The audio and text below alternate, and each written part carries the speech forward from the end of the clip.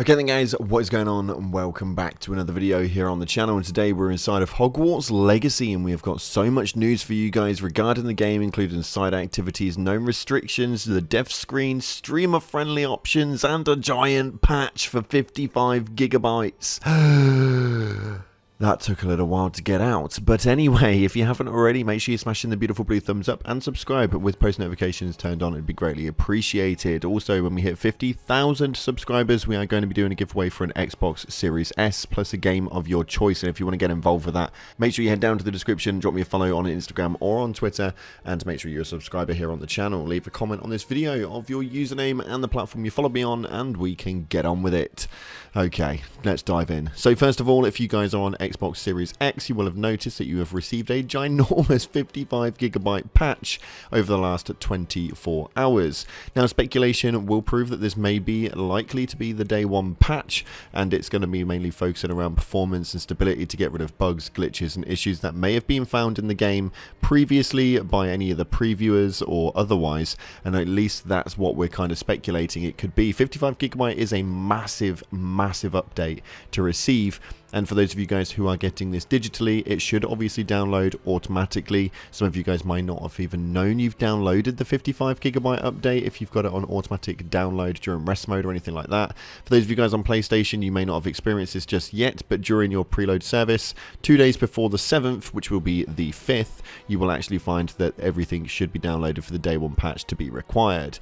Although if you are in a hard copy and have a physical disc version, then you will have to be connected to the internet to download the day one patch as and when you load that disc into your console for the first time. Now, when we're talking about this though, there is no requirement to be online at all throughout this game other than for the day one patch and then normal updates and patches after that basis. So if obviously you don't want to have your console attached to the internet or risk of getting kicked out due to internet connection, then we don't have to worry about that in this game, which is really nice, because a lot of games nowadays in today's day and age do require you to be online even if it doesn't utilize it whatsoever, which is a really frustrating and most annoying thing I think I've ever experienced throughout a lot of games over the due course of reviewing games and playing a lot of new titles. But it's nice to know that the developers are finally listening to this sort of stuff, because that's just not what you need. So you don't need the internet, you can play it straight away. What this does mean is if you happen to get the disc version early, you should be able to just load the disc up and play the game straight away. Although you will not be able to download the day one patch, you should be able to still get your hands on and play anyway. Now, there were more noticeable things throughout the previews that have been uploaded over the last few days by a lot of creators, one of which is actually side activities. If you head towards the back of the Quidditch area, there is a race activity that you can start, although from what we are aware of and the research that I've done, no one has yet had access to this, and during the preview, at least during the 2-hour gameplay that a lot of creators managed to get their hands on, it didn't actually give them access to it. But it is nice to know that the minigame styles are going to be absolutely massive inside of this game, as we're seeing so many different sorts of minigames inside of this. And the racing platform is actually a really nice touch, because it gives you a little bit of something else when it comes to flying your broomsticks and stuff like that. One piece of information with regards to the castle itself that I have had a lot in the comment section is whether we're going to be stopped by teachers and we're going to have to sneak around the school at night time.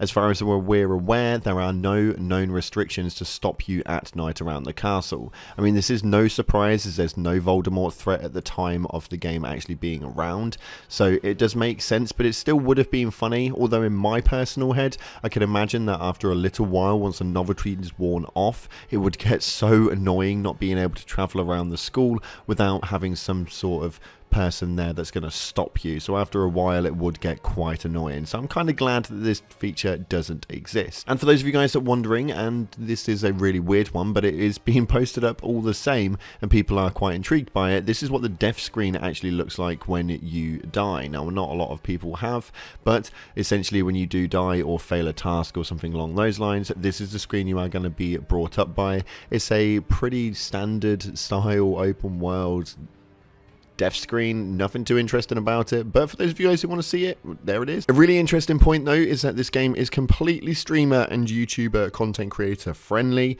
There is no copyrights on anything, and WB Games have actually confirmed that they're not going to be copywriting anything inside of the game, which is absolutely amazing for people like me, because this seems to happen all too often, and you'd be surprised how many content providers will make sort of games which are copyright accessible and then strike you for covering the game and giving the game a bit of exposure.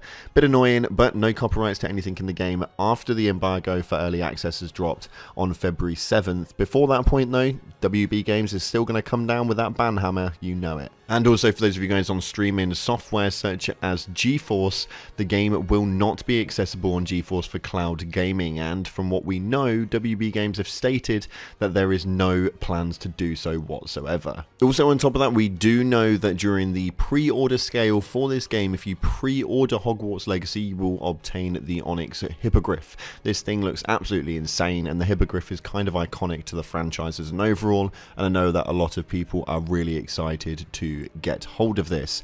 Now unfortunately, they have been confirmed that if you want the Thestral mount, it will be a early access venture. You will not be able to just obtain one throughout the game on a normal one, and I don't like the idea of that. For me, that frustrates me greatly. Nobody should be absolutely like obliterated in what they should be able to obtain based on how much money they're able to put forward to it.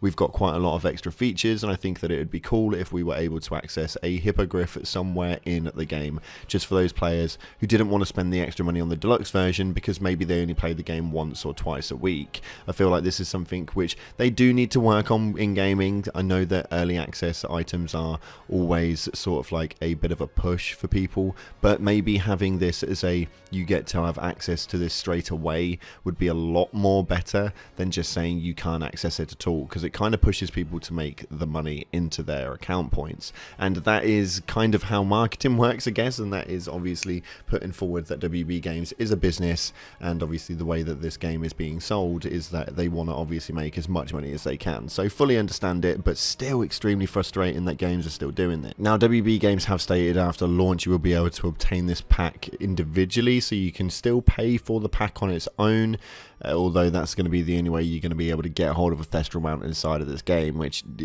it is what it is. Now unfortunately that is all we've got time for today. I just want to give a massive thank you to all of you guys as we get closer towards the release date of this game. We are literally a matter of a week away before we're going to be able to dive into the crazy magical world of witchcraft and wizardry, and dive into Hogwarts and become that student for the first time, receive our letter and be able to obtain our childhood dreams finally. I'm so damn excited. Thank you so much again for watching, guys. If you haven't already, make sure you're smashing that beautiful blue thumbs up and subscribe with post notifications turned on. Make sure you get involved with the giveaway for 50,000 subscribers on the Xbox Series S plus a game of your choice. Head down to the description, drop me a follow on Instagram or Twitter, and make sure you're a subscriber here on the channel. Comment your username and the platform you followed me on to be in for a chance to get in on the giveaway.